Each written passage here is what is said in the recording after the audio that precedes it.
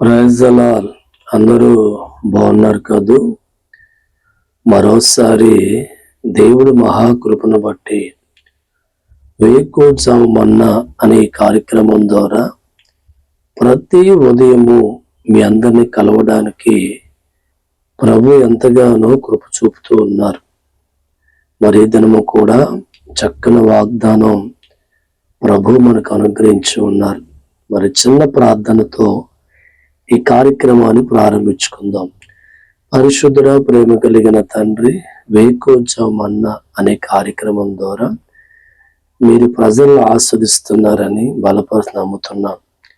ఏ దినము కూడా నీ కుటుంబాన్ని ప్రజలందరినీ ఆస్వాదించును గాక. ఆమేన్. అందరూ బాగున్నారు కదూ? మీ అందరూ కూడా బాగున్నారని ప్రభువుని బట్టి ఎంతగానో నమ్ముతూ ఉన్నాను. మరి ఈరోజు కూడా చక్కని వాగ్దానం ప్రభు మనకు అనుగ్రహించారు. ఆలస్యం చేయక లేఖనాల్లో దేవుడిచ్చిన వాగ్దానాన్ని మనం పరిచయం చేసుకుందాం. మొదటి పేతురు రాసిన పత్రిక 3వ అధ్యాయము 9వ వచనం. మరొకసారి మొదటి పేతురు రాసిన పత్రిక 3వ అధ్యాయము 9వ వచనం. ఆశీర్వాదనకు వారసులకు మీరు పిలువబడితే, ఆశీర్వాదముకును వారసులగుటకు మీరు పిలువబడితే. దేవుడి స్తోత్రం. ఎంత చక్కని వాగ్దానం ప్రభు మనకు అనుగ్రహించారు. ఈ మాట మనల్ని ఎక్కడో మన బలపరిచే స్థాయి నిలబడుతూ ఉందండి. మనం దేనికి పిలువబడ్డామంటే మొదటిది ఆశీర్వాదము కొరకు. ఈరోజు నీ జీవితంలో కూడా ఆశీర్వాదం లేదని బాధతో ఉన్నావా? ఆశీర్వాదం పొందుకునే మార్గాలు బయలుపడక బాధపడుతున్నావా? అందరూ ఆస్వాదించబడుతున్నారు, నా జీవితానికి అసలు ఆశీర్వాదం ఉంటుందా అనే ప్రశ్నతో లోపల దుఃఖపడుతూ బాధపడుతున్న వ్యక్తిగా మిగిలిపోయావా? ఎస్, దేవుడు నిన్ను పిలుస్తున్నాడు. దేనిసా? ఆశీర్వాదం ఇవ్వడానికి. దేవుడి పిలుపు ఎప్పుడూ కూడా చాలా ఉన్నతంగా ఉంటుందండి.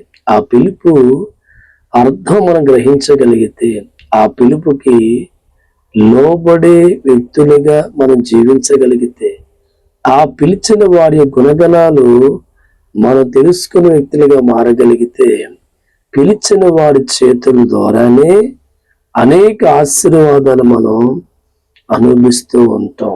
ఈ ఉదయకాలం కూడా దేవుడు పిలిచి ఆయనలో నువ్వు కడగబడిన వ్యక్తిగా ఉండి, నా జీవితానికి ఆశీర్వాదం ఉంటాదంటావా అని ఆలోచించే వ్యక్తి అయితే, ఈ ఉదయకాలం దేవుడు నీకు ఇస్తున్న వాగ్దానం ఆశీర్వాదమునకు అనే పదాన్ని దేవుడు వాడుతూ ఉన్నారు. దేవుడి స్తోత్రం.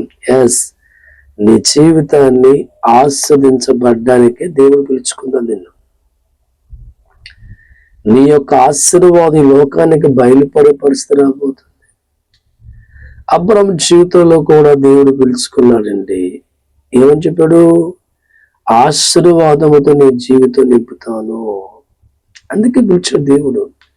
అబ్రహాము జీవితంలో దేవుడి పిలుపుకు లోబడ్డాడు. దేవుడి పిలుపు ప్రకారంగా జీవించిన వాడిగా ఉన్నాడు.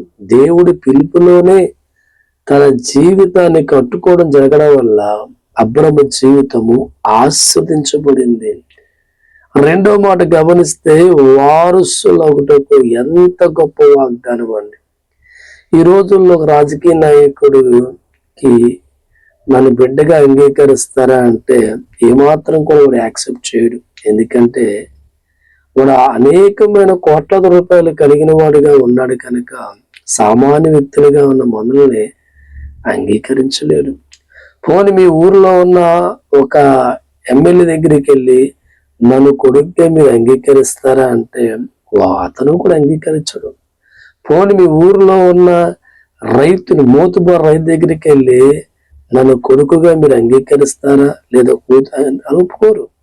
కానీ సృష్టికర్తన దేవుడు నిన్ను కొడుకుగా, కూతురిగా అంగీకరిస్తున్నాడు.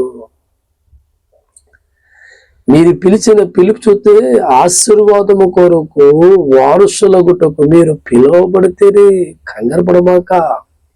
దేవుని జీవితాన్ని పిలిచి రక్షించబడుతుంది కారణం నేను ఆస్వాదించడానికి, తన కుమారుడుగా నేను చేయడానికి దేవుని జీవితాన్ని పిలిచిన సంగతిని ఈ ఉదయకాలం దేవుని జ్ఞాపకం చేస్తున్నాడు. నువ్వు సామాన్య వ్యక్తులు కాదు, మీరు దేవుడి చేత మీరు పిలువబడి రక్షించబడిన వారు. ఆయన పిలుపు ఒకటి ఆశీర్వాదము కొరకు, రెండు దేవుడికి కుమారులుగా, దేవుడి కుమార్తెలుగా మిమ్మల్ని అంగీకరించే మనసు కలిగిన వాడిగా పిలిచాడు. ఆలోచించేయండి. మన కన్నబిడ్డలకి ఏది తక్కువ మనం చెయ్యం, సర్వం వారి కొరకు దారిపోస్తూ ఉంటాం. ఈరోజు నువ్వు దేవుడికి వారసులు పిలిచిన ఆయన నేను ఆస్వాదించబోతున్నాను. దేవుడి చేతుల్లో ఉన్న ప్రతి ఆశీర్వాదం నీకు ఇవ్వబోతున్నాను. దేవుడి చేతుల్లో ఉన్న ప్రతి దీవెన నీకు ఇవ్వబోతున్నాను. దేవుడి చేతుల్లో ఉన్న ప్రతి కృప. ఎందుకంటే మన బిడ్డలకి మనం ఏమీ దాచిపెట్టుకోకుండా అన్ని వారికి చేయడానికి మనసు కలిగి ఉంటాం. ఆయనకి ఇవ్వడానికి మనం సమకూర్చుకుని ఉంటాం. దేవుడికి మన బిడ్డలుగా పిలిచి ఉన్నాడు కనుక ఆయన చేతుల్లో ఉన్న ఆశీర్వాదం, ఆయన చేతుల్లో ఉన్న దీవెన, ఆయన చేతుల్లో ఉన్న ఆరోగ్యము, సిరి సంపదలు, ఆయన చేతుల్లో సర్వము కూడా దేవుడు మరి ఆయన వాగ్దానం బట్టి ఈరోజు నేను పిలిచిన పిలుపు ఆశీర్వాదము కొరకు, దీవెన కొరకు మరి ప్రభు పిలిచిన విషయాన్ని జ్ఞాపకం చేసుకో. ఈ వాగ్దానం ఈ రోజు నీ జీవితంలో ప్రవేశించబోతుంది. ఈ రోజు నీ కుటుంబంలో ప్రవేశించబోతుంది. ఈ రోజు చక్కగా ఆయన కృపతో ఈ వాగ్దానం అందుకోబోతున్నావు. ఇంకెందుకు ఆలస్యం? నాతో అందరూ కూడా మోకరించి ప్రార్థన చేయండి. ప్రార్థన. అందరూ కళ్ళు మూసుకుందాం. తో పాటు మోకరించి ప్రార్థన చేయండి. ప్రార్థన. పరిశుద్ధుల ప్రేమ కలిగిన తండ్రి, శోధన కాలములో మమ్మల్ని కాపాడడానికి కానీ మా దగ్గరికి వచ్చేవారు కానీ మాకు ఎవరూ కనబడరు. కానీ మీరు ఇచ్చిన వాగ్దానం బట్టి మీకు వందనాలు తండ్రి. ఈ ఉదయకాల వేకోత్సవము ద్వారా శోధనలో ఉన్న ప్రతి ఒక్కరి కుటుంబం కొరకు ప్రార్థిస్తున్నాం తండ్రి. ఎంతో నమ్మదగిన దేవుడివి. ప్రతి ఒక్కరిని కష్టాల్లోంచి, బాధల్లోంచి, శోధనలోంచి విడిపించమని ప్రార్థిస్తున్నాము తండ్రి. వేకోత్సవం అన్న ద్వారా ఎంతమంది అయితే ప్రభావ అప్పులు యందు బాధపడుతూ ఉన్నారు, అప్పులనే ఈ బాధ నుంచి విడుదల దయచేసి సమృద్ధి కలిగిన కృప వారి కలగ చేయమని ప్రార్థిస్తున్నాము తండ్రి. ఎంతమంది ప్రభావ కుటుంబ సమస్యల చేత, ఇబ్బందుల చేత, ఆటంకాల చేత నలిగిపోతూ ఉన్నారో ప్రతి ఒక్కరి కొరకు ప్రార్థిస్తున్నాం తండ్రి. ప్రతి ఒక్క మరి సమస్య నుంచి వారి జీవితాలు విడిపించమని ప్రార్థిస్తున్నాం తండ్రి. పిల్లలు లేక 10-20 సంవత్సరాల నుంచి వారు ఎదురు చూస్తున్న బిడ్డలు ఉన్నారు తండ్రి. చక్కని బిడ్డల చేత వారిని ఆస్వాదించమని ప్రార్థిస్తున్నాం తండ్రి.